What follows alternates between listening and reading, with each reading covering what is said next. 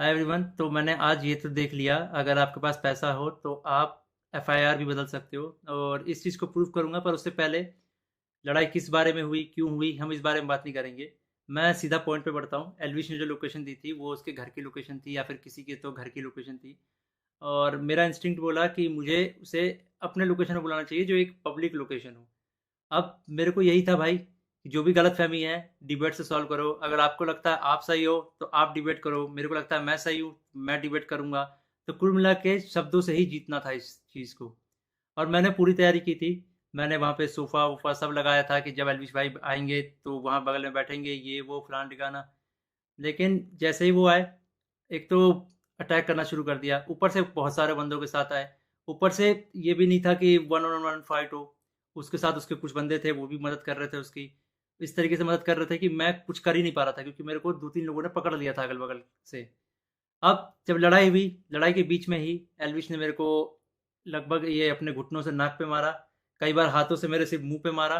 और जब मारा उसके बाद उसने बगल से एक फ़ोन भी उठाया जो दूसरे एंगल पे रिकॉर्डेड है, और फ़ोन से मेरे स्पाइन पे मारा। और आप सभी को पता है, अगर स्पाइन पे गलती से भी स्पाइन टूटता है तो आप ज़िंदगी भर के लिए लावारिस हो सकते हो, अपाहिज हो सकते हो।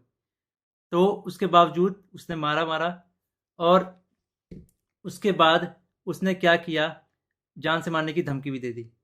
अब जान से मारने की धमकी एक दो बार नहीं दी, मल्टीपल टाइम्स दी। कम से कम जितना मुझे पता है 3 बार तो दी ही थी उसने धमकी जान से मारने की। और ऑफ कैमरा भी उसने कई बार जान से मारने की धमकी दी।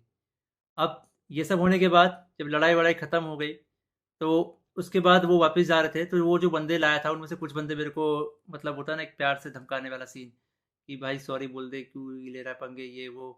भाई मैं तो अपने चीज़ों पे अटल था। मैंने बोला मैं सॉरी तो नहीं बोलूँगा, क्योंकि मैंने गलती तो की नहीं है। उसके बाद एल्विश ने भी थोड़ा ट्राई किया था सॉरी बुलवाने के लिए, लेकिन मैंने उसको भी सॉरी नहीं बोला। और ये सब जब हुआ, तो शुरू में मेरे को लगा मेरे को सिर्फ यहाँ चोट आई है, क्योंकि मेरे को कहीं पे भी दर्द फील नहीं हो रहा था। तो मेरे को शुरू शुरू में सिर्फ यहाँ चोट आई। उसके बाद एक डेढ़ घंटे बाद मेरे को यहाँ पे दर्द होना शुरू हुआ, और फिर 2 से 3 घंटे बाद मेरे पूरे स्पाइन में दर्द होना शुरू हुआ। और इस तरीके से हुआ कि मैं सो ही नहीं पाया। सुबह 4 बजे मैंने सोने का ट्राई किया था, मैं दोस्त के घर साकेत गया हुआ था।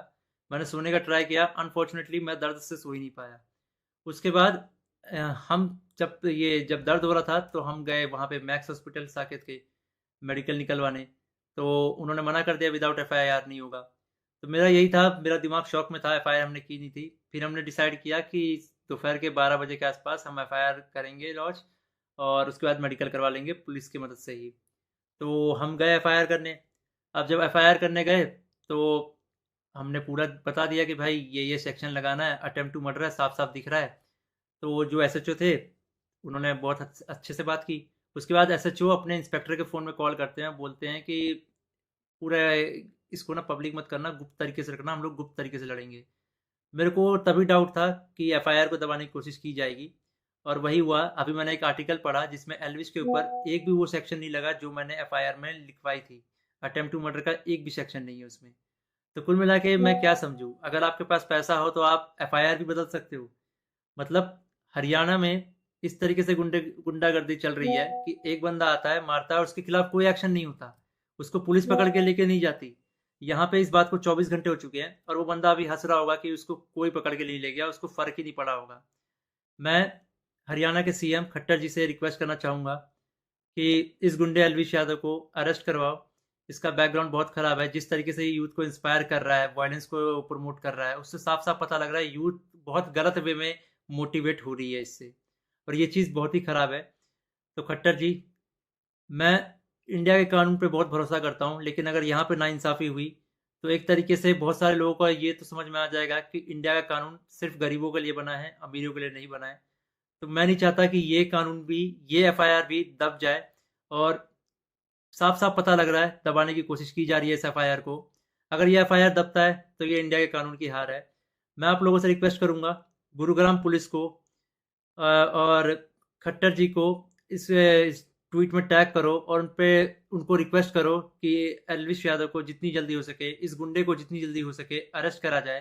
क्योंकि अगर कोई भी ऐसे मार के निकल जाएगा और फिर अपने स्टोरी में डालेगा कि भाई वर्क डन, तो खुल्लम खुल्ला यही है कि वो वायलेंस को प्रमोट कर रहा है, और उसको पता है कि उसका कोई कुछ नहीं बिगाड़ सकता। तो एक तरीके से ये इंडिया के कानून की हार है। तो अभी जो मैं एफआईआर लिखवा के आया था, मुझे उसकी कॉपी भी नहीं मिली और मुझे लगता है मिलेगी भी नहीं। बोला तो वैसे सुबह मिल जाएगी, लेकिन आई डोंट थिंक सो, क्योंकि आर्टिकल में साफ-साफ दिख रहा है कि एफआईआर के जो सेक्शन है वो बहुत अलग किए गए हैं। तो इंडिया के कानून का मजाक ना बने, तो आप लोगों से एक आखिरी बार रिक्वेस्ट है, सीएम खट्टर जी को गुरुग्राम पुलिस के ऊपर टैक्स अटैक किया जाए, ताकि ये मामले को वो लोग सीरियसली ले। इन द एंड अगर इस बीच में मुझे कुछ भी होता है, मेरे पे कोई भी जानलेवा हमला होता है, इसका जिम्मेदार एलविश यादव होगा, या फिर उसके दोस्त होंगे, या फिर गुरुग्राम पुलिस होगी जिसने मेरे एफआईआर को पूरा का पूरा बदल दिया और पता नहीं क्या एफआईआर लिख दिया। और ये ये इंडियन कानून की बेइज्जती है, ये तो मैंने देख लिया। कुछ नहीं भाई, अगर तुम्हारे पास पैसा हो तो कुछ भी कर सकते हो, ये तो मैंने देख लिया भाई। हाय एवरीवन, तो मैंने आज ये तो देख लिया।